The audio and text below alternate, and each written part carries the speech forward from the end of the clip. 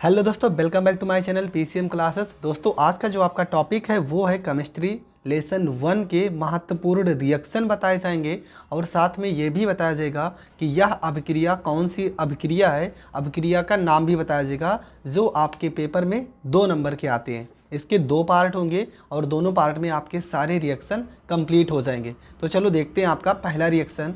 तो क्वेश्चन है आपका, अमोनिया को हाइड्रोजन क्लोराइड से अभिक्रिया। सबसे पहली बात आपको फार्मूला पता होना चाहिए। तो अमोनिया का फार्मूला होता है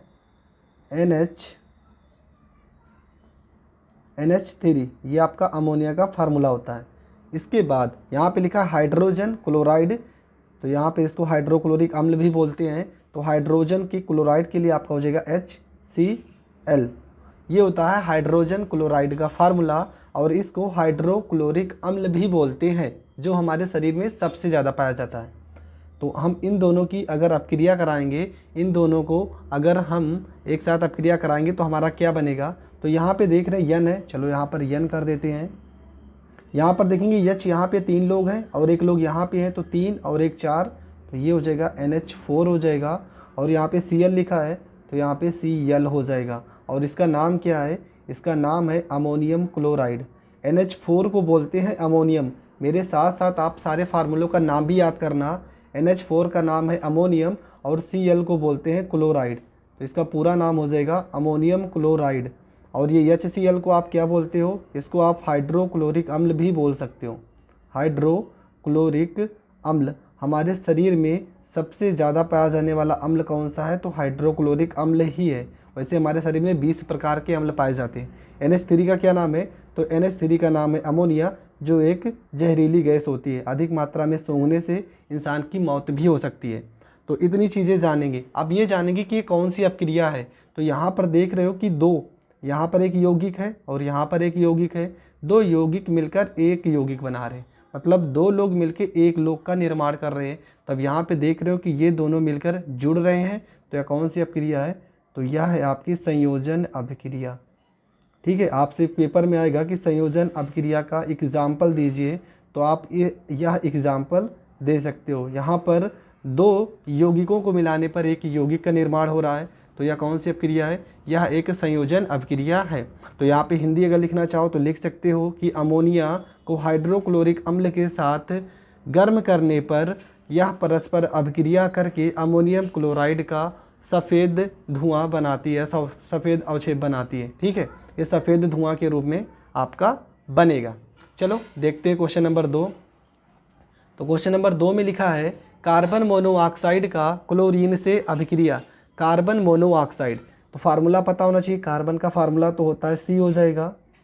और मोनोऑक्साइड, देखो एक होता है डाइऑक्साइड, कार्बन डाइऑक्साइड का फार्मूला आपको पता होगा CO2 होता है। लेकिन अगर कार्बन मोनो शब्द लिखा हो तो इसका मतलब एक O रहेगा। अगर यहाँ पे डाई लिखा होता तो यहाँ पर 2 O होता है, जिसे CO2 कार्बन डाइऑक्साइड बोलते हो। यहाँ पर लिखा है क्लोरीन, तो आपको पता है क्लोरीन का फार्मूला हो जाएगा Cl2।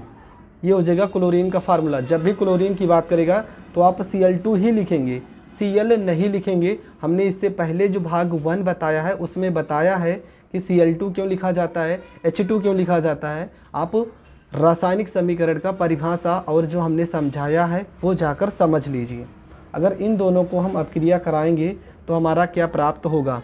तो हमें पता है कि जो CO है ये गैस है, कार्बन मोनोऑक्साइड एक गैस है और क्लोरीन यह भी एक गैस है।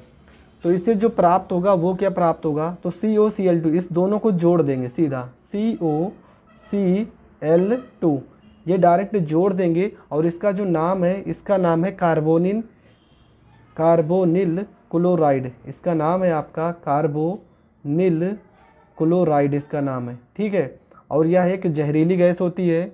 ठीक है, विषैली गैस होती है। इसका नाम है कार्बोनिल क्लोराइड, या तो आप इसको फास्जीन भी बोल सकते हो। क्या बोल सकते हो, फास्जीन भी बोल सकते हो। और एक ऐसी गैस है, तो यह एक जहरीली गैस या विषैली गैस है। ठीक है, इसके बाद यह कौन सी अपक्रिया होगी, CO का क्या नाम है, तो इसका नाम है कार्बन मोनोऑक्साइड। अगर यहाँ पर 2 O लगे होते तो कार्बन डाइऑक्साइड का फार्मूला होता, सॉरी यहाँ पे मोनो रहेगा, कार्बन मोनोऑक्साइड। ठीक है, ये माँ है, कार्बन मोनोऑक्साइड है। और Cl2 तो आपको पता है ये क्लोरीन है। अब यहाँ पर भी देखेंगे, यहाँ पर भी दो तत्व मिलकर एक तत्व का दो यौगिक मिलकर एक यौगिक का निर्माण कर रहे हैं। तो यह भी कौन सी अपक्रिया है? तो इसका नाम है संयोजन अपक्रिया। तो इस अपक्रिया को भी हम कौन सी अपक्रिया बोलेंगे? इस अपक्रिया को भी हम संयोजन अपक्रिया बोलेंगे। अगर आपको नहीं समझ में आता कमेंट करके ज़रूर बताना और अच्छे से बताया जाएगा, जिस कारण आपको 100% आना चाहिए, क्योंकि पेपर में आपको 2-3 नंबर बहुत मायने रखते हैं, आपको अच्छे से तैयार कर लेना है। अगला देखते हैं अपक्रिया नंबर 3, कार्बन का ऑक्सीजन से अपक्रिया। चलो ठीक है, तो कार्बन का फार्मूला होता है C, यहाँ पे सिर्फ कार्बन की बात बोला C हो जाएगा, और प्लस में ऑक्सीजन की बात किया है तो ऑक्सीजन होता है O, और यहाँ पर ऑक्सीजन गैस की बात होगा तो O2। जब ऑक्सीजन की बात होता है ऑक्सीजन गैस तो वहाँ पे O2 लिखेंगे। कार्बन हमारा क्या है? तो कार्बन हमारा एक ठोस है, ठीक है। कार्बन का अगर पूछा जाए कि किस प्रकार कार्बन क्या चीज़ है, तो कार्बन ठोस होता है, और O2 आपकी ऑक्सीजन जो गैस होती है। ये भी आपको पता होना चाहिए कि ये ठोस है और ये गैस है। अगर इन दोनों को हम अपक्रिया कराएंगे तो हमारा जो प्राप्त होगा वो प्राप्त होगा CO2। और आपको पता है कार्बन डाइऑक्साइड यह भी एक गैस है, इसका नाम क्या है? तो इसके ऊपर आपने कार्बन मोनोऑक्साइड का फार्मूला देखा था, ये आपका कार्बन डाइऑक्साइड का फार्मूला है, कार्बन डाइऑक्साइड का फार्मूला है, और इसका नाम ऑक्सीजन है, और ये तो आपका कार्बन है, ठीक है। ये ठोस है, ये गैस है, ठोस और गैस को मिलाने पर आपका गैस प्राप्त हुआ कार्बन डाइऑक्साइड। यहाँ पर भी दोनों मिलकर जुड़ रहे हैं, तो यह भी कौन सी अपक्रिया है? तो इस अपक्रिया का भी नाम है संयोजन अपक्रिया। संयोजन अपक्रिया। तो संयोजन अपक्रिया के हमने 3 एग्जाम्पल दे दिए हैं। आप पेपर में इन तीनों में से किसी एक को भी लिख सकते हो, आपको पूरा का पूरा नंबर मिल जाएगा। हाँ, अगर आपको परिभाषा में भी दिक्कत हो रही है तो आप कमेंट करके बताना, परिभाषा का भी वीडियो हम शूट कर देंगे। देखते हैं क्वेश्चन नंबर 4 में किस किस चीज़ से अपक्रिया कराना है। तो क्वेश्चन है आपका, आयरन का कॉपर सल्फेट के साथ अपक्रिया कराने पर। आयरन का किसके साथ अपक्रिया कराना है? कॉपर सल्फेट के साथ अपक्रिया कराना है। तो देखते हैं इसमें कौन कौन सी चीज़ होगी। तो यहाँ पे देख रहे हैं कि आयरन का फार्मूला होता है Fe, आयरन को बोलते हैं F, और यहाँ पर E हो जाएगा। प्लस में कॉपर का फार्मूला हो जाएगा Cu, और यहाँ पे सल्फेट लिखा है, सल्फेट का फार्मूला होता है SO4 होता है। अगर इन दोनों को अपक्रिया कराएंगे तो क्या प्राप्त होगा? तो आयरन तो आपको पता है कि लोहा जो होता है वो ठोस होता है, और कॉपर सल्फेट क्या होता है? विलयन होता है। इन दोनों को अपक्रिया कराएंगे तब क्या होगा? यहाँ पे Fe पे प्लस से 2 चार्ज होता है, Fe पे जो होता है वो प्लस में 2 चार्ज होता है, SO4 पे माइनस में 2 चार्ज होता है। तो Fe किसके साथ ऐड हो जाएगा? SO4 के साथ ऐड हो जाएगा। तो क्या बनेगा? ये बनेगा आपका FeSO4 हो जाएगा। और प्लस में ये क्या है? यहाँ पे कॉपर बच रहा है, इसको हम अलग कर देंगे, प्लस में ये कॉपर हो जाएगा। अब यहाँ पे इसका नाम लिख देते हैं। Fe का आपका फार्मूला क्या नाम है? तो ये आपका आयरन है, Cu आपका कॉपर, और SO4 को सल्फेट पढ़ते हैं, ये सल्फेट का फार्मूला हो जाएगा SO4। FeSO4 क्या हो जाएगा? ये हो जाएगा आपका Fe हो जाएगा आपका आयरन, और SO4 का क्या नाम हो जाएगा? सल्फेट हो जाएगा। तो इसका पूरा नाम हो जाएगा आयरन सल्फेट। तो यहाँ पे कौन सी अभिक्रिया है? तो यहाँ पे जो आयरन होता है, आपको पता है जो ये लोहा होता है ये अधिक क्रियाशील होता है, और अधिक क्रियाशील होने के कारण किसके साथ जुड़ जाता है? SO4 के साथ जुड़ जाता है। और जो कॉपर होता है इसको ये हटा करके इसकी जगह पे Fe आ जाता है। तो यहाँ पे क्या रहा है? देख रहे हो, यहाँ पर समझने के लिए बता रहे हैं कि यहाँ पर देखो, एक शब्द को मतलब एक लो को हटाकर इसकी जगह पे स्वयं आ रहा है ना, तो इसका नाम भी कौन सी अपक्रिया हो जाएगी?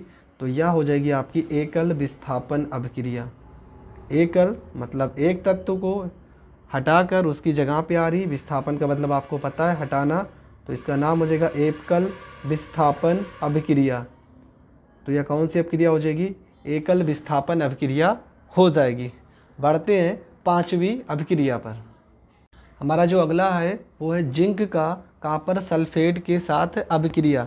तो जिंक का फार्मूला क्या हो जाएगा? तो ये हो जाएगा आपका Zn, ये होता है आपका जिंक, और प्लस में यहाँ पे कॉपर लिखा है तो कॉपर के लिए Cu लगाओगे।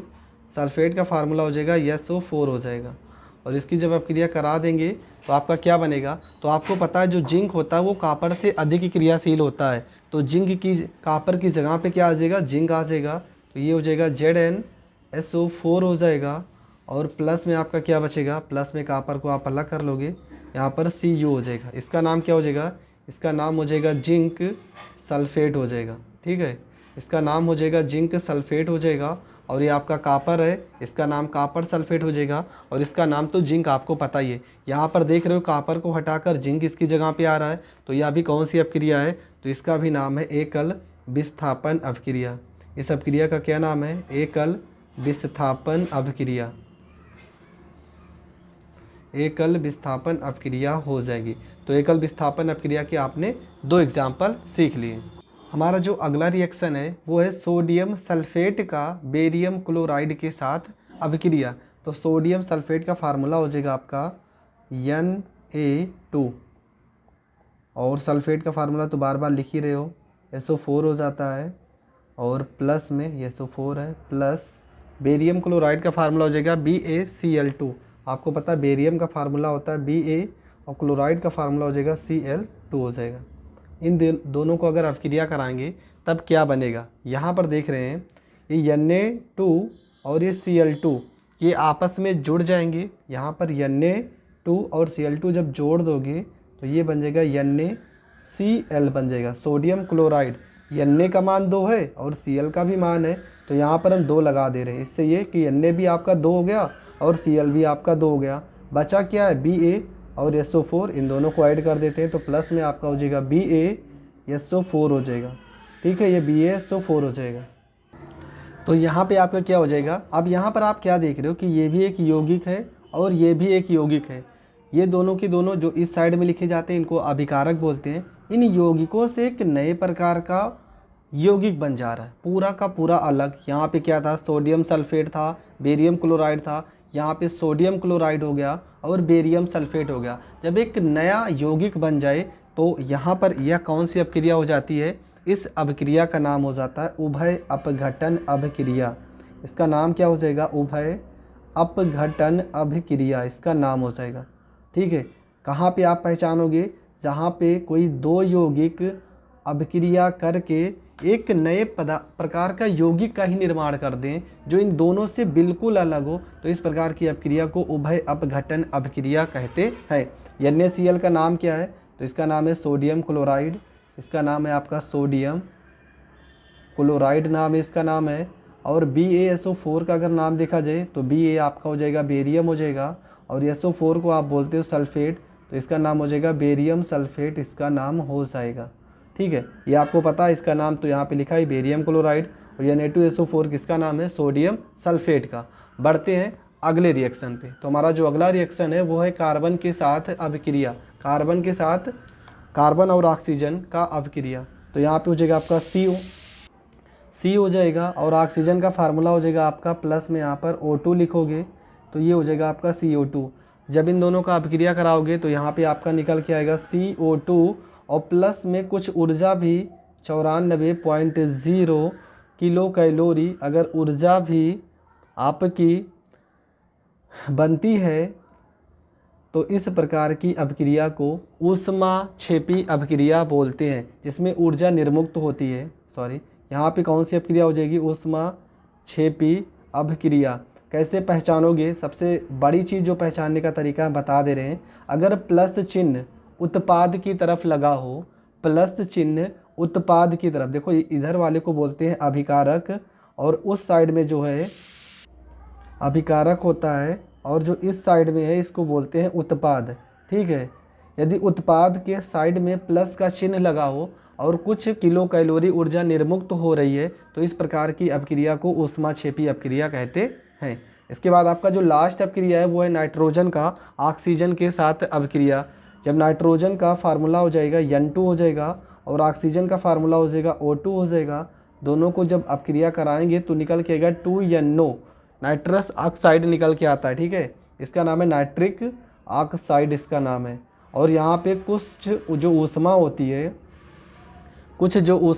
वो अवशोषित हो जाती है। ठीक है, जब कुछ ऊष्मा अवशोषित हो जाती है, मान लो 45 किलो कैलोरी ऊष्मा क्या हो जा रही है, निर्मुक्त हो जा रही है।